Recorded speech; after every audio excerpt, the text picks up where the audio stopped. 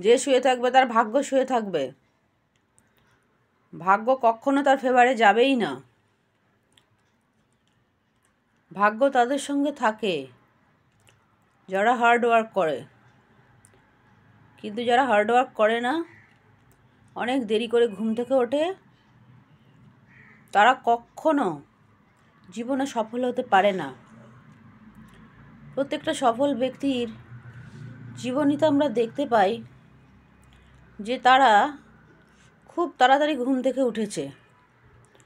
তারা যখন রাত্রিবেলা শুতো, তারা অনেক তাড়াতাড়ি শুতো। অনেক তাড়াতাড়ি বলতে রাত্রিবেলা 10টার মধ্যে, 10টা পার করতো না। আর কিছু কিছু স্টুডেন্ট আছে, তাদের ক্ষেত্রে দেখা যায় যে রাত্রিবেলা 1টা পর্যন্ত 2টো পর্যন্ত জেগে থাকে। কিসের জন্য? না পড়াশোনার জন্য। তো রাত্রি 1টা 2টো পর্যন্ত জেগে থেকে পরের দিন তাহলে সে তো দেরি করে ঘুম থেকে উঠবেই।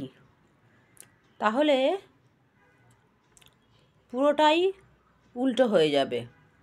কীরকম? না যে দুটোই ঘুমোলো সে কখনোই সকাল 6টায় উঠতে পারবে না। তাহলে সে দেরি করে উঠলো, অনেক দেরি করে তার সকাল হলো এবং তার সারা দিনটা অনেকটা কমে গেল। ধরা যাক যে রাত্রিবেলা সে দুটোই ঘুমোলো, তাহলে তার দুটোই ঘুমোলো বলা ভুল, কারণ আমরা যখন শুই তার অনেকক্ষণ পরে ঘুম আসে। মানে 2টোর সময় যদি শুয়ে পড়ি তাহলে তার সঙ্গে সঙ্গে ঘুম আসছে না, আরও আধ ঘন্টা থেকে 1 ঘন্টা পরে আমাদের ঘুম আসছে। তার মানে ধরা গেল 3টেই। এবার যে 3টেই ঘুমোচ্ছে সে তো আর কখনোই সকাল 6টায় উঠতে পারবে না। তাহলে সে উঠছে 10টায়। 10টায় উঠে ব্রাশ করে ব্রেকফাস্ট করতে তার 11টা, মানে তার দিনটা শুরু হলো 11টায়। তাহলে আমি যদি ধরে নিই কেউ সকালবেলা 6টায় উঠছে, তাহলে তার দিনটা শুরু হলো সকাল 7টায়। তাহলে 7টা থেকে 11টা, এই এত ঘন্টা তার নষ্ট হয়ে গেল।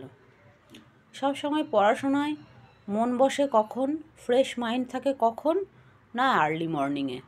আমি যদি 11টা থেকে কোনো বই পড়তে শুরু করি, আমার যতটা না ভালো আমি সেটাকে নিতে পারবো, তার থেকে অনেক ভালো নিতে পারবো যদি আমরা একদম সকাল থেকে বইটা পড়া শুরু করি। সেই জন্য সব সময় বলা হয় যে স্টুডেন্ট লাইফে আর্লি মর্নিং উঠে যে পড়াশোনাটা করবে সেটাই তোমার বেস্ট পড়াশোনা।